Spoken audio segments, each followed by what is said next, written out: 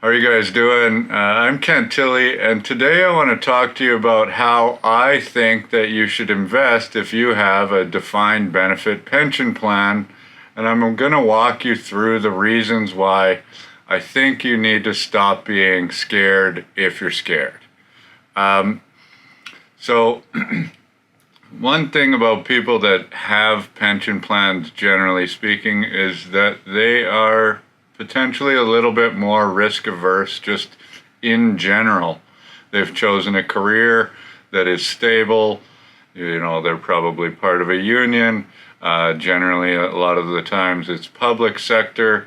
Myself, my wife is a teacher. She has a defined benefit pension plan. And if she got to choose how we invested our money and what we did with our money, then everything would be in GICs, losing money to inflation every minute of every day, all throughout history, and that would be absolutely terrible. And if you learned something throughout this video, please hit that like button and don't forget to subscribe. This is also something I'm going to do soon, is I'm going to do a professional series, and I'm going to talk about financial planning for teachers in particular in the first one, because I know a lot about teachers. I'll walk you through exactly how your pension plan works and what you're looking at. So what I'm not going to talk about today is really how to decide whether or not to use an RSP or a TFSA if you have a pension plan. It's sort of hard to say unless you really know what the full-blown circumstances are. Generally speaking, you pretty much cannot go wrong with the tax-free savings account. It's always a really good option, but that doesn't mean that RSPs are off the table, especially if you're using your tax refund to your benefit, maybe using it to pay off your mortgage, maybe using it to reinvest or pay off any other high-interest debt. So RSPs can also be a very effective tool. And before I get into how to invest and what the difference is really, we need to talk about how much pensions are actually worth, because they are worth a crazy amount of money. You've been putting money into these things for a very long period of time, and they are suggesting that they're going to pay out X amount of dollars, generally speaking, indexed to inflation or some percentage of inflation for the remainder of your life. And if you live, until 100 or 120, that amount of money is just absolutely massive. But generally speaking, I like to use 90 as an example.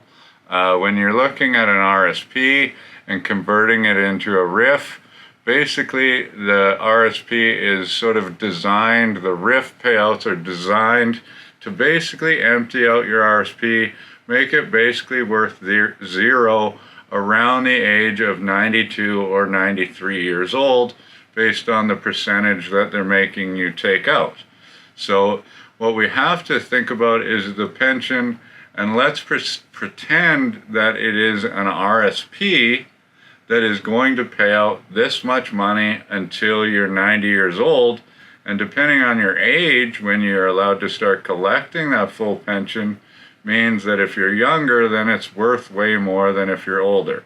Obviously, if you die young, if you die just after retirement, you lose a gigantic portion of money that should have been yours, but that's all part of the pension calculations. That's how, pensions can pay out, because they do calculate in the fact that some people really are not going to actually get what they put into it, while others are going to get more.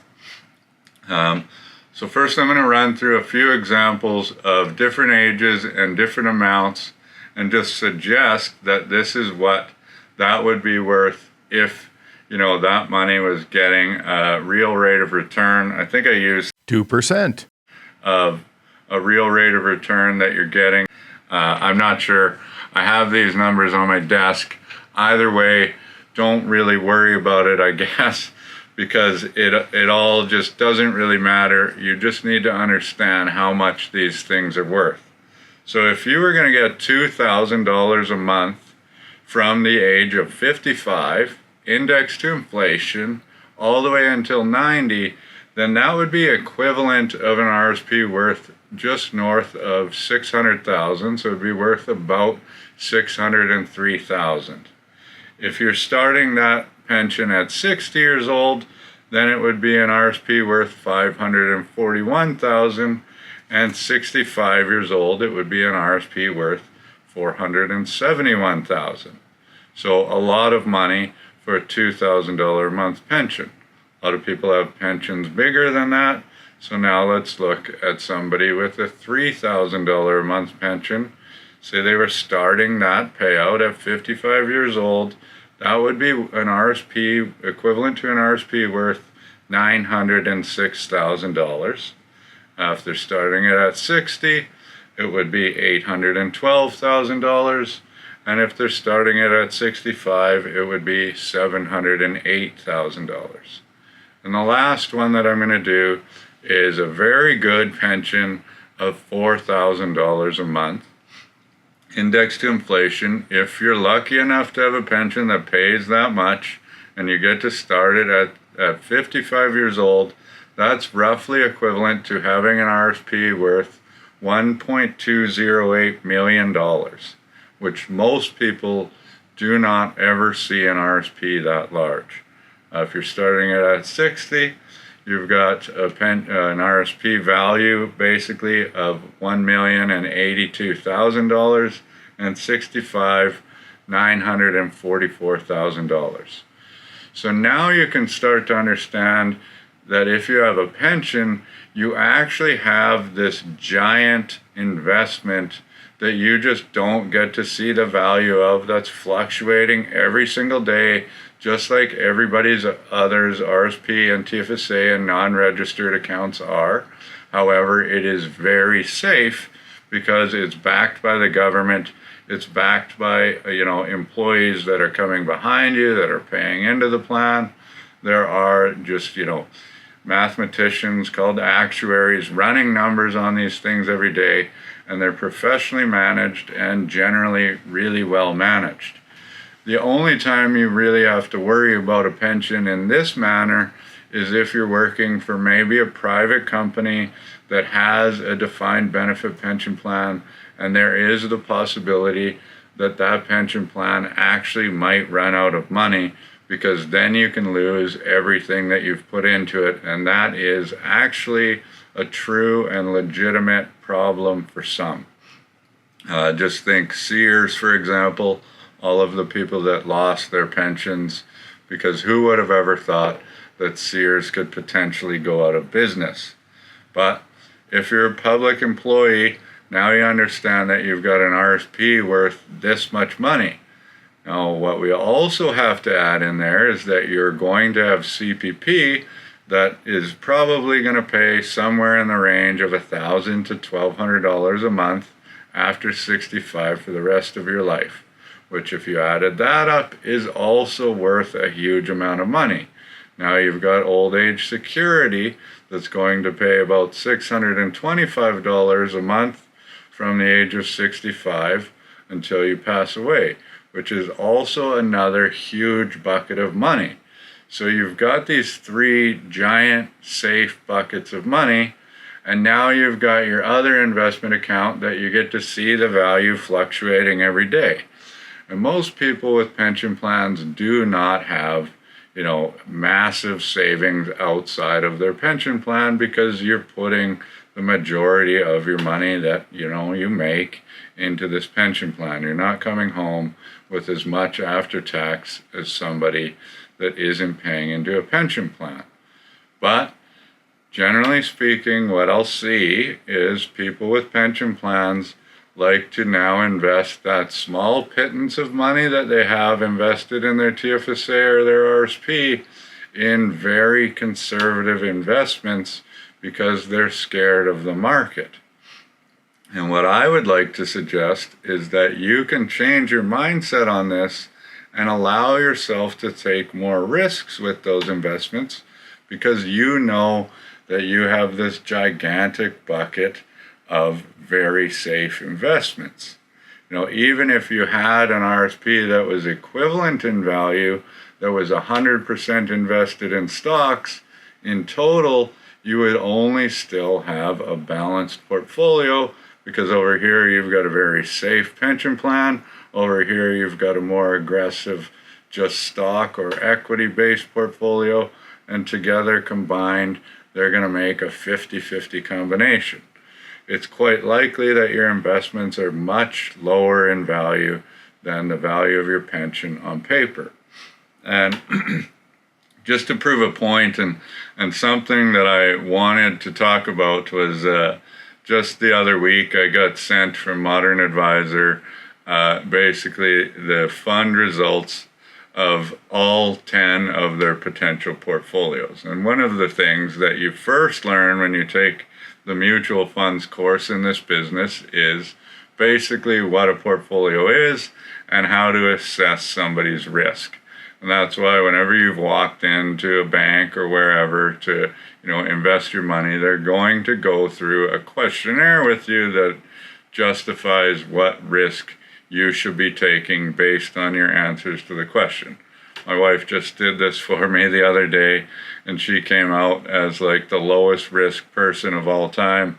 And I'm like, no, you have to change your answers. You have to pretend that you like to gamble on this thing, because I need you to learn that it's okay to take more risk. And the only difference that's happening here is if you're taking more risks, that just means that your portfolio is going to consist of more stocks within it. So, basically there's, the two simple things is there's bonds and there's stocks. And bonds pay fixed income, and I've talked about bonds and how they work in different videos.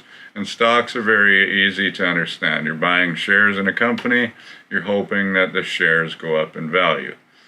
The other thing that you start to learn is that over time, the stock portfolio always outperforms the bond portfolio.